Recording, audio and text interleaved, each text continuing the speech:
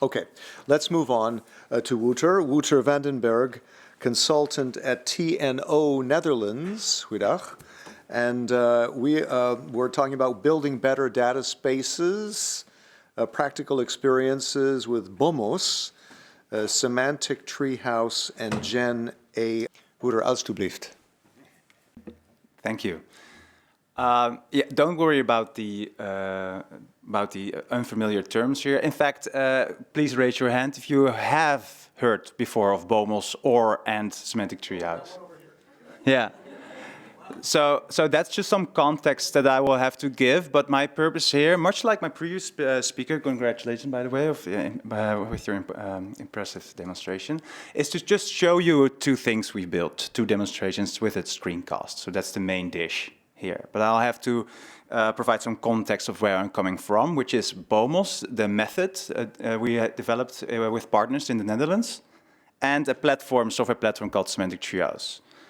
Let's move on. My name is Wouter van den Berg, and I work for TNO, a non-profit independent, well, the largest non-profit independent research and technology organization in the Netherlands. And me and my team have years of experience with open standardization in business communities. So not as much with open science data or open governance, but more commercial business ecosystems. And we help them create semantic standards, boost their adoption, and facilitate collaboration in general.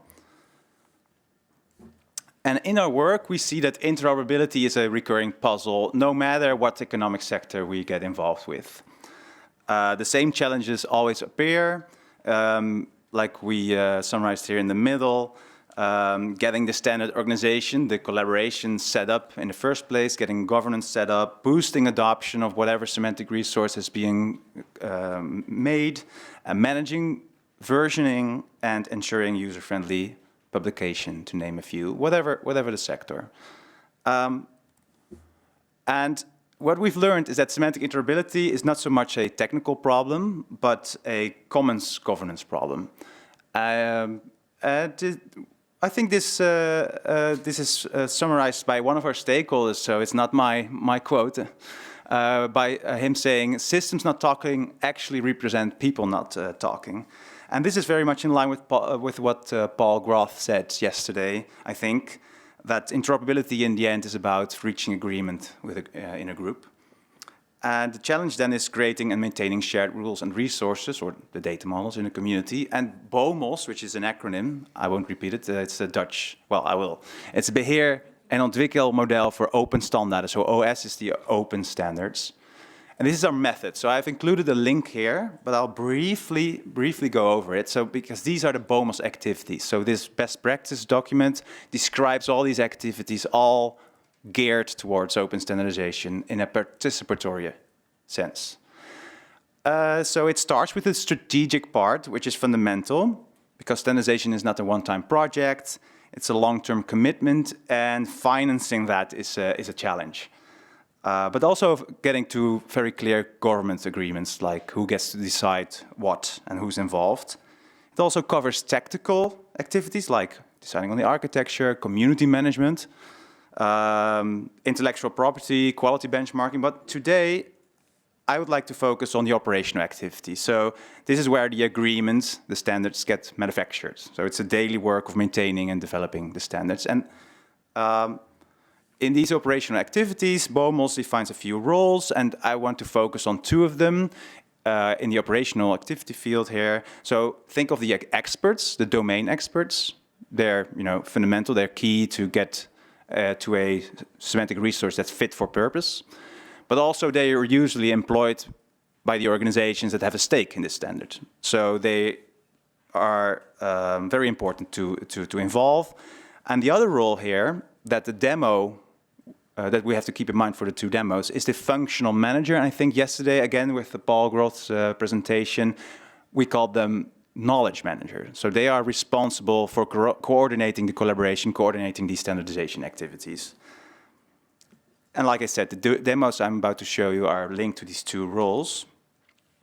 So to support these BOMOS activities, years ago, we at TNO started developing Semantic Treehouse, an open source platform, It's a BOMOS support tool, but it's also kind of our living lab where we test out new approaches, new solutions to interoperability challenges. So this was the perfect place for us to start testing AI. How can AI help us with these challenges? Very briefly, here's what Semantic Treehouse looks like today. A community can use it to publish specifications, and users can browse them, be those specifications ontologies or schemas or any semantic resource. And any specification can be detailed and viewed using a tree view to the left, and the details pane with definitions, multiplicity, labels, usage notes, and so on. And what's also nice is the ability to create and view alignments, mappings between different specifications, one to the left, one to the right, and make comparisons for others, again, to view. And finally, it includes an issue tracker. By the way, this is among other things, but an issue tracker where discussions and change requests can be explicitly linked to specific parts of the semantic resource. Because I can't stress this enough, the work, of course, is collaborative, and this tool is a community platform. So with having said that, our two AI proof of concepts, our demos, are focusing on these two operational activities: developing a new resource, kickstarting the process for the domain experts, so to speak, and the managing community feedback, so assisting the functional manager or the knowledge manager in dealing with wishes, requirements, and issues. So let's get going. Let's start with the first one, the development. So this proof of concept is about empowering domain experts. And so we give them a data model specification generator to help them start the development of a new shared semantic resource. A user can create a new specification, as always, in the platform, but now they have the option to select the GenAI flow. For this demo, my prompt describes a digital product passport for concrete products. So perhaps this community is trying to figure out what such a digital product passport would look like from a data perspective. And in the prompt, which we'll see in the screen right now, I've specified 3 components that I, as a domain expert, know or think should be included, like material composition and source origins, right? And then they hit enter. Oops.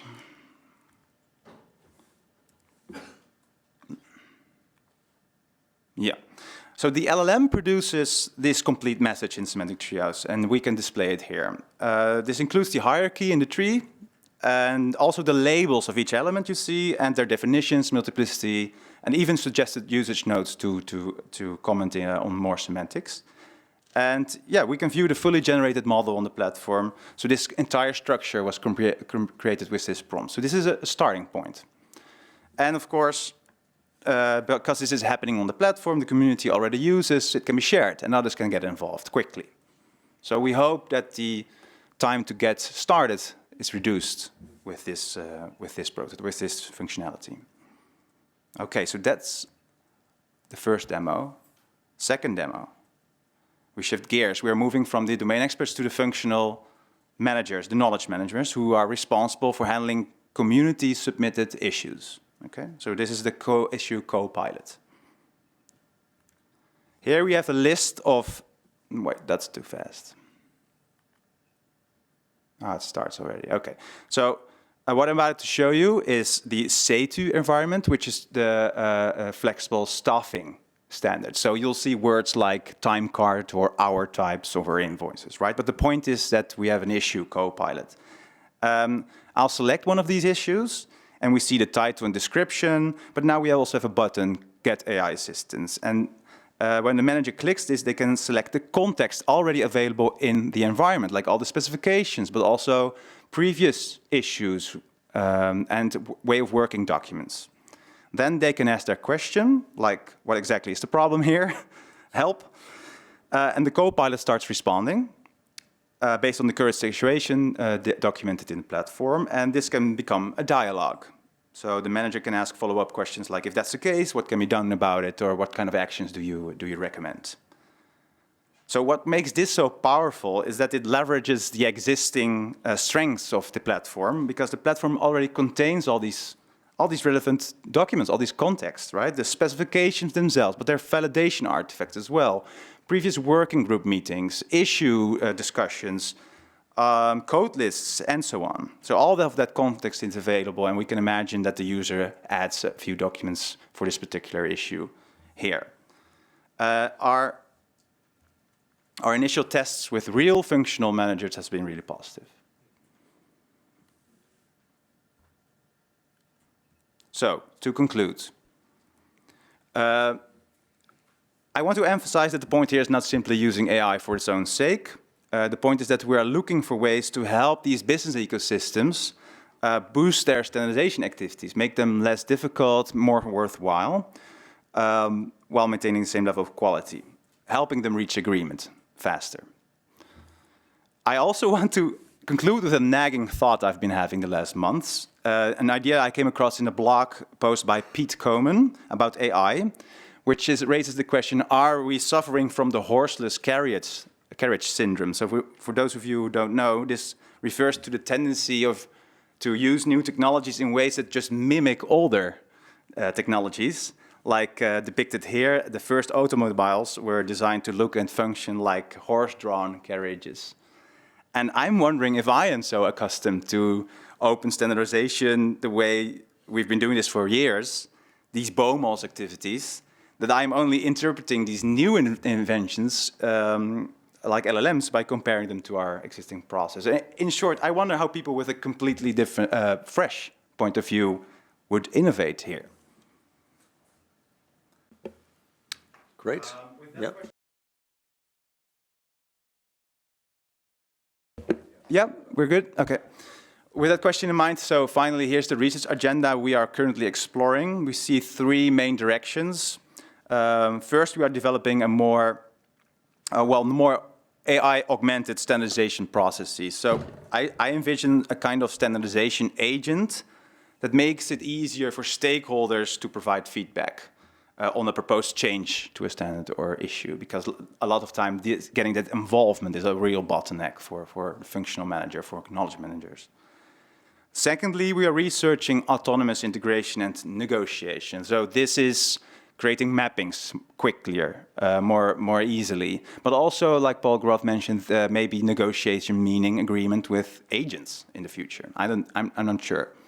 And finally, third, we want to enable, and this is not essentially linked to AI, but we want to enable evidence-based standards evolution through mechanisms like observability. So this has long been the holy grail for open standardization initiatives. Like you make a standard and you release them in the wild, and then what's the uptake? We don't know, we are not sure, let alone how different parts of the standards are used. And using data spaces, we want to move towards data-based evolution. And we're looking at how observability mechanisms can help us get there. So